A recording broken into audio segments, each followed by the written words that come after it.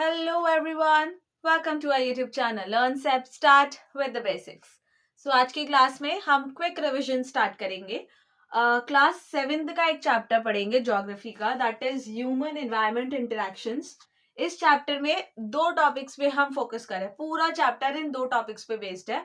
एक आपका है अमेजोन बेसिन, जो कि आपका शॉपिंग वाला अमेजोन तो बिल्कुल नहीं है, और दूसरा है हमारा गंगा ब्रह्मपुत्र बेसिन.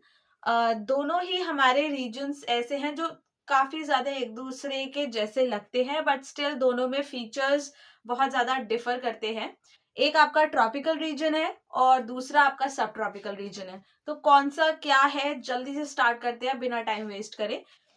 बोर्ड के पास आते हैं और स्टार्ट करते हैं. सबसे पहले देखते हैं कि कौन सा ट्रॉपिकल है, कौन सा सब ट्रॉपिकल. आपके दो टाइप के रीजन होते हैं. एक आपका हो गया ट्रॉपिकल रीजन और सेकंड है हमारा सब ट्रॉपिकल रीजन. ट्रॉपिकल रीजन को इक्वेटोरियल रीजन भी कहते हैं, क्योंकि आपके इतने बड़े अर्थ में जो सेंटर में आपके सारे रीजन्स होते हैं, सेंटर में जो लाइन होती है वो इक्वेटर की होती है, जो कि हमारी 0 डिग्री की होती है. ये तो सबको पता है, हम 5th क्लास में भी पढ़ा है, 6th में भी पढ़ा है.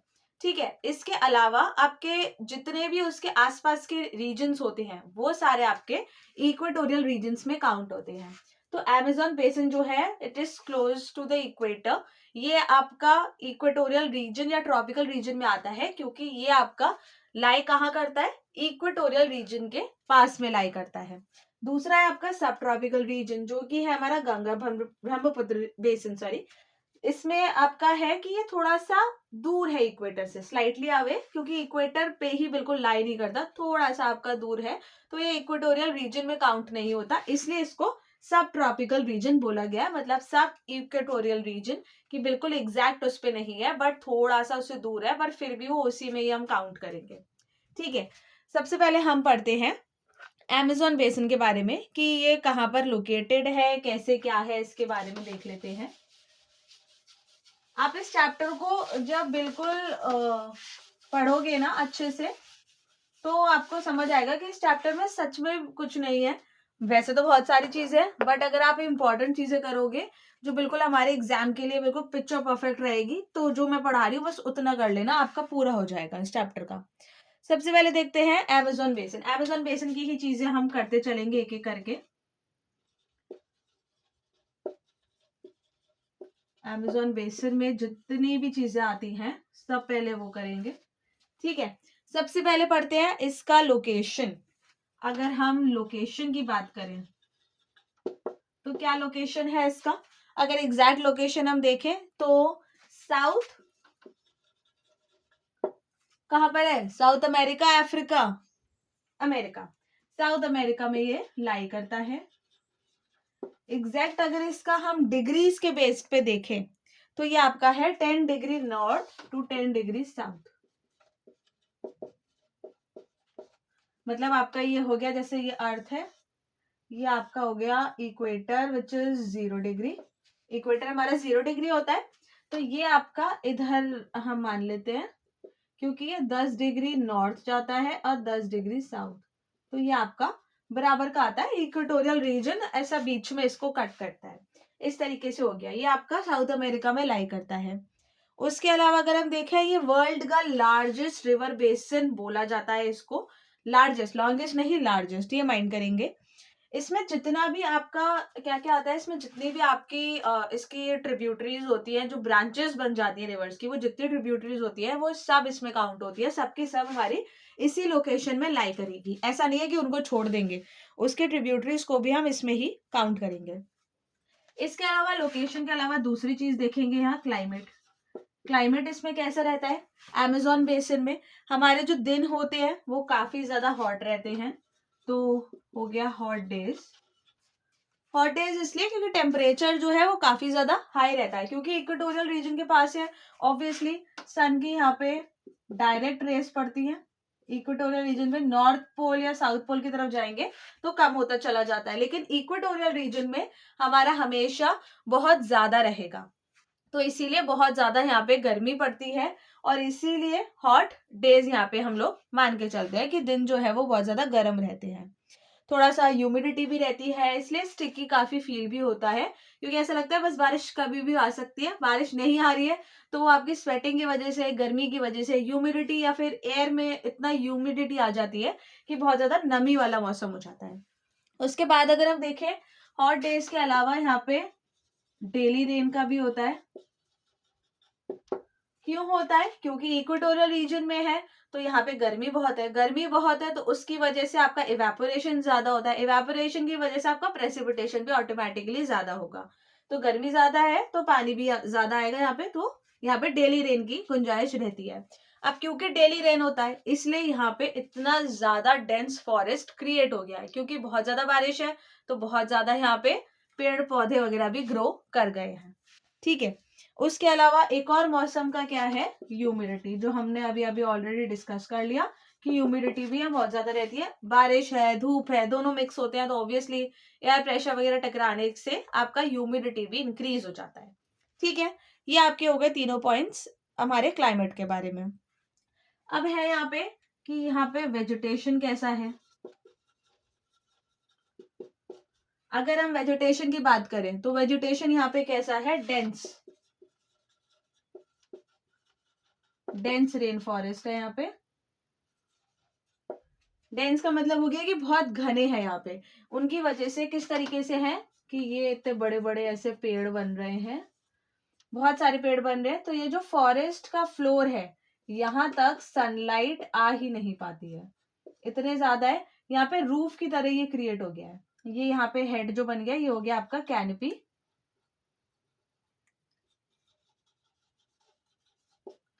तो ये रूफ टाइप स्ट्रक्चर बन गया है, पेड़ों के इतना ज्यादा हाइट बढ़ गई है, रूफ टाइप स्ट्रक्चर बन गया है जिसको कैनपी बोलते हैं। फॉरेस्ट फ्लोर जो है वहां तक आपकी गर्मी आ नहीं पाती है, सन की रेज नहीं आ पाती है, तो यहाँ पे आपके ऐसे ही प्लांट्स ग्रो पाते हैं जिनको कम सनलाइट की जरूरत पड़ती है, या फिर जो डार्कनेस में भी ग्रो हो जाते हैं, जैसे ऑर्किड्स हो गए, तो इस तरीके के प्लांट्स ग्रो कर पाते हैं। ठीक है, उसके अलावा चौथा ऑप्शन, जब भी हम ये जंगल या फॉरेस्ट की बात करते हैं तो हमारा आ जाता है वाइल्ड लाइफ। वाइल्ड लाइफ को तो काउंट करेंगे ही, इतनी सारी चीजें हैं, जब इतने पेड़ पौधे हैं तो वाइल्ड लाइफ तो हो गई। तो वाइल्ड लाइफ यहाँ पे कैसा रहता है, वाइल्ड लाइफ जो है आपके बर्ड्स भी मिल जाएंगे, बर्ड्स मिल जाएंगी, जैसे आपका हमिंग बर्ड हो गया, कलरफुल फेदर वाली बर्ड्स वगैरह मिल जाती है, या फिर आपके एनिमल्स हो गए जिसमें आपके काफी सारे एनिमल्स देखने को मिल जाएंगे। अब क्योंकि पेड़ पौधे वाली जगह है, इतने सारे पेड़ है तो बंदर तो होंगे ही, तो आपके मंकीज मिल जाएंगे, स्लॉथ्स मिल जाते हैं, इस तरीके के आपको एनिमल्स मिल जाएंगे जो पेड़ों पे भी सरवाइव कर लेते हैं। ठीक है, रिवर लाइफ की बात करें, मरीन लाइफ की, तो रिवर में आपको पिराना फिश यहाँ पे मिल जाएगा, तो humming birds, piranha fish, monkey, sloths, काफी सारे अलग अलग टाइप के मिल जाएंगे जो शायद आपको सिटी एरियाज में देखने को नहीं मिलते होंगे। तो इस तरीके से हमारा ये हो गया, लोकेशन हमने कर लिया, क्लाइमेट कैसा है, वेजिटेशन और वाइल्ड लाइफ, ये सारे हमने पढ़ लिए। ये पूरा आपका चार्ट हो गया अमेज़न बेसिन के बारे में जितना हमने पढ़ा। ठीक है, अब इसके अलावा एक चीज और होती है, हमने देख लिया वहां पे कितने सारे वाइल्ड लाइफ कैसा है, वेजिटेशन कैसा है। अब वहां पे लोग भी तो रहते ही होंगे आसपास, कुछ तो लोग रहते होंगे, बहुत नहीं होंगे पर थोड़े बहुत तो होंगे। तो लोग अगर आसपास वहां रहते हैं तो वो किस तरीके से गुजारा करते हैं, तो जब भी ऐसे एरियाज होते हैं आपके, थोड़े फॉरेस्टेड एरियाज होते हैं, वहां पे आपकी एक तो हंटिंग बहुत होती है, मरीन एरिया है क्योंकि पास में ऑब्वियसली अमेज़न बेसिन है, तो सारी रिवर्स भी हैं, बहुत सारी ट्रिब्यूटरीज भी है उसकी, तो इतना सारा पानी है तो वहां फिशिंग भी होती होगी। तो एक तो हंटिंग हो गया, दूसरा फिशिंग हो गया, ये दो ऑक्यूपेशंस वहां पे सबसे ज्यादा लोग करते हैं। उसके अलावा एग्रीकल्चर तो हर जगह होता ही है, यहाँ पर भी एग्रीकल्चर होता है। बेस्ट यहाँ पे जो मेथड यूज होता है वो है आपका स्लैश एंड बर्न वाला। ठीक है, स्लैश एंड बर्न मेथड को एग्रीकल्चर के लिए यूज करा जाता है। स्लैश एंड बर्न क्या है, नाम से पता चल रहा है, स्लैश करा, बर्न कर दिया। स्लैश में हो गया कि आपके बहुत सारे पेड़ वगैरह लगे हुए, आपने उनको काट दिया, डिफॉरेस्टेशन हो गया, स्लैश कर दिया, कटिंग कर दी। फिर वो जितना भी पेड़ वगैरह निकल के आया आपके पास कटिंग के बाद, उन सबको आपने बर्न कर दिया। फिर उसकी जो ऐश होगी, जो राख होती है, उसको उसी एरिया पे स्प्रेड कर देते हैं। ऐसा माना जाता है कि आप अपने पुराने प्लांट्स की एशेस जो होती है उनको ग्राउंड में बिखेर दे तो नए प्लांट्स को ग्रो होने में बहुत हेल्पफुल रहता है, अच्छा ग्रोथ होती है और सॉइल की फर्टिलिटी भी इंक्रीज हो जाती है।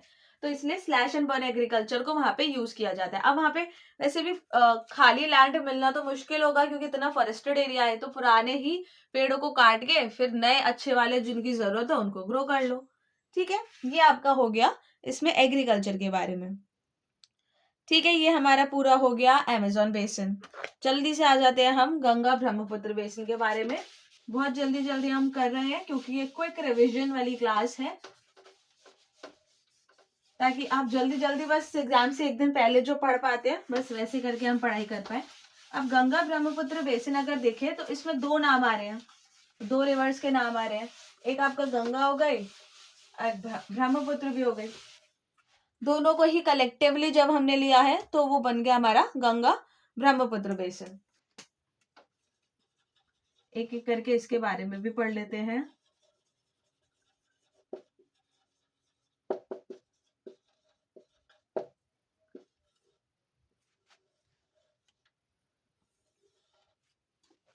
ठीक है, सबसे पहले स्टार्ट करते हैं। हमने पहले भी क्या पढ़ा था, लोकेशन से। लोकेशन हमारी क्या रहेगी गंगा ब्रह्मपुत्र बेसिन की? It is located in the Indian सब कॉन्टिनेंट। इंडियन सब कॉन्टिनेंट में लोकेटेड है। अब क्योंकि ये आपका नॉर्थ में भी आता है, साउथ में भी। क्यों आता है? क्योंकि इक्वेटोरियल रीजन पे नहीं है, आपका सब ट्रॉपिकल रीजन में लाई करता है। तो ये 10 degree north to 30 degree north, तो ये हमारा इक्वेटर इसमें आता ही नहीं है। इक्वेटर के पास है पर पूरा एग्जैक्ट इक्वेटर पे नहीं है, तो हम मान लेते हैं कि ये आपका हो गया इक्वेटर जो कि 0 डिग्री पे है अगेन, और ये आपका इस वाले पोर्शन में आएगा यहाँ ऊपर ये। ठीक है, ये जो शेडेड पोर्शन है इस वाले में आएगा क्योंकि ये नॉर्थ वाला पोर्शन है। तो नॉर्थ वाले पोर्शन में ये लाई करता है 30 डिग्री और 10 डिग्री टू 30 डिग्री वाले में। ठीक है, इतना आपका लाई करता है। क्यों आता है ये आपका इसी लोकेशन की वजह से इसको सब ट्रॉपिकल बोलते हैं, क्योंकि इक्वेटर के लाइन को ये टच नहीं करता। ठीक है, इसमें आपके प्लेन एरियाज भी आते हैं, हिमालय, सुंदरबन डेल्टा, जो आपके नेपाल हिमालयन रेंजेस वाला साइड है वो उसके आसपास का पूरा ये एरिया आ जाता है। तो इसके अलावा क्योंकि इसमें प्लेन्स भी हैं, तो यहाँ पर कैसे होता है, प्लेन्स की वजह से यहाँ पर क्या क्या चीजें हमने देखी है। प्लेन एरिया होने की वजह से यहाँ पे जो ऑक्यूपेशन है वो कौन सा है, मेजर एग्रीकल्चर, क्योंकि यहाँ पे हमारे प्लेन एरियाज हैं। प्लेन एरियाज होने की वजह से एग्रीकल्चर यहाँ पे काफी पॉसिबल है कि यहाँ की जो लैंड है वो भी काफी फर्टाइल है, सॉइल अच्छा है लैंड में, इस वजह से अच्छा खास यहाँ पे एग्रीकल्चरल एक्टिविटी हो जाती है। सबसे ज्यादा यहाँ पे क्या ग्रो करा जाता है, राइस पैडी जो होता है उसको हम ग्रो कर पाते हैं। ठीक है, ये आपका हो गया एग्रीकल्चर ऑक्यूपेशन के बारे में जो प्लेन एरियाज में होता है। अब एग्रीकल्चर का उसमें हमने देखा था अमेज़न में कि स्लैश एंड बर्न मेथड होता है। इसमें कौन सा मेथड होता है, इसमें हमारा करा जाता है टेरेस फार्मिंग। टेरेस फार्मिंग बोलते हैं या फिर आप बोल लो स्टेप फार्मिंग। इसमें टेरेस या फिर स्टेप फार्मिंग करी जाती है। क्यों? क्योंकि माउंटेन रेंजेस है पास में, हिमालयन रेंजेस है, माउंटेनियस एरिया है आसपास, तो वहां पे आराम से टेरेस या स्टेप्स की तरह वहां पे बना दिया जाता है ताकि पानी जो है वो जमा ना हो और स्लाइड हो जाए आराम से, उस पर एग्रीकल्चरल एक्टिविटीज को भी फुलफिल किया जा सके, प्रैक्टिस किया जा सके। इस वजह से यहाँ पे टेरेस और स्टेप फार्मिंग या फिर प्रैक्टिस करी जाती है। अब हमने ये लोकेशन देख लिया, प्लेन्स के बारे में, ऑक्यूपेशन के बारे में देख लिया। नेक्स्ट आएंगे हम trees and animals. Trees and animals हो गया वेजिटेशन प्लस वाइल्ड लाइफ। उसकी भी हमने पढ़ी थी, वेजिटेशन और वाइल्ड लाइफ। इसका भी देख लेते हैं क्या होता है। वेजिटेशन और वाइल्ड लाइफ कैसी होते हैं, यहाँ पे आपके एक तो डेसिडियस ट्रीज हैं। डेसिडियस ट्रीज के मतलब वो वाले ट्रीज हो गए जो एवरग्रीन वाले नहीं होते हैं, जिनकी थोड़ी येलोइश टेक्सचर वाली लीव्स होती है, और जो ऑटम में अपने अकॉर्डिंग, जैसे ट्रीज की लीव्स वगैरह शेड होती है ऐसे ऑटम में उनकी शेड हो जाती है, और स्प्रिंग में वापस से लीव्स वगैरह जो है वो ग्रो होना शुरू हो जाती हैं। तो सीजनल चेंजेस की तरह ये डेसिडियस ट्रीज में भी चेंजेस होते हैं। उसके अलावा आपके यहाँ पे एनिमल्स में आपको वन हॉर्न्ड जो राइनोसॉरस होता है वो मिल जाएगा, जो एक सींग वाला होता है। उसके अलावा क्योंकि यहाँ पे आसपास इधर ये वेस्ट बंगाल वाले एरिया है, सुंदरबन डेल्टा वाला, तो यहाँ पे आपको बंगाल टाइगर भी देखने को मिल जाता है। तो इस तरीके के यहाँ पे कुछ वाइल्ड लाइफ और वेजिटेशन का हमने बता दिया। वेजिटेशन हो गया, डिसिडियस ट्रीज यहाँ पे ग्रो होते हैं, और वाइल्ड लाइफ हो गया, यहाँ पे आपको वन हॉर्न राइनोसॉरस मिल जाएगा या बंगाल टाइगर, जो कि काफी फेमस यहाँ का माना जाता है। अब यहाँ पे लोगों की लाइफ कैसी है, लाइफ के बारे में बात करें, उसमें हमने क्या बात करी थी लाइफ के बारे में, कि वहां पे लोग स्लैश एंड बर्न एग्रीकल्चर को प्रैक्टिस करते हैं, वुमेन वगैरह जो है वो क्रॉप्स ग्रो करती है, मेन जो है हंटिंग एंड फिशिंग वगैरह एक्टिविटीज करते हैं। यहाँ पर क्या होता है, यहाँ पे सबसे ज्यादा जो है ये ऑक्यूपेशन तो होता ही एग्रीकल्चर, उसके अलावा यहाँ पर एक और ऑक्यूपेशन है जो बहुत अच्छा है, जो कि है टूरिज्म का, टूरिस्ट सेक्टर का, कि लोग यहाँ पर घूमने बहुत आते हैं, बाहर से लोग घूमने आते हैं, जिसकी वजह से यहाँ पे इकोनॉमिक कंडीशन जो है इस एरिया की वो बेटर हो पाई है, और इकोनॉमिक स्टेबिलिटी भी आ पाई है उसी टूरिज्म की वजह से, टूरिस्ट सेक्टर की वजह से। कुछ सिटीज है यहाँ के, जैसे हो गया इलाहाबाद, हो गया कानपुर, वाराणसी, जहाँ पर बहुत सारे लोग जो है बाहर से आते हैं घूमने के लिए, तो इस वजह से यहाँ का इकोनॉमिक अपलिफ्ट हो पाया है, इकोनॉमी अपलिफ्ट हो पाया, सॉरी। ठीक है, तो ये हमने पढ़ लिया गंगा ब्रह्मपुत्र बेसिन के बारे में। तो दो चीजें हमने पढ़ ली, पूरा अमेजोन बेसिन हमने पढ़ लिया, पूरा का पूरा गंगा ब्रह्मपुत्र बेसिन पढ़ लिया। चारों चीजें, चार पांच चीजें दोनों में आती है, location, occupation, wild life, vegetation और लाइफ ऑफ द पीपल, ये 5 पॉइंट्स आते हैं दोनों में, जो हमने पढ़ लिया अच्छे से। ठीक है, ये पूरा चैप्टर खत्म हो चुका है, क्लियर हो चुका है, बहुत शॉर्ट वे में बट बहुत ही ब्रीफ वे में मैंने आपको बता दिया, एकदम अच्छे से डिस्क्रिप्टेड वे में, ताकि आपको कोई प्रॉब्लम ना हो, आराम से आप एग्जाम के लिए पढ़ सके। किसी को कोई प्रॉब्लम है तो just drop any message, drop any question in the chat box, sorry in the comment box, ताकि हम आराम से बाद में उस बच्चे से बात कर लेंगे। और हमारी क्लासेस ऑलरेडी स्टार्ट हो चुकी है, किसी को बैच ज्वाइन करना है तो उसके लिए भी आप कमेंट सेक्शन में मैसेज कर सकते हैं। Okay, till then keep learning, bye bye.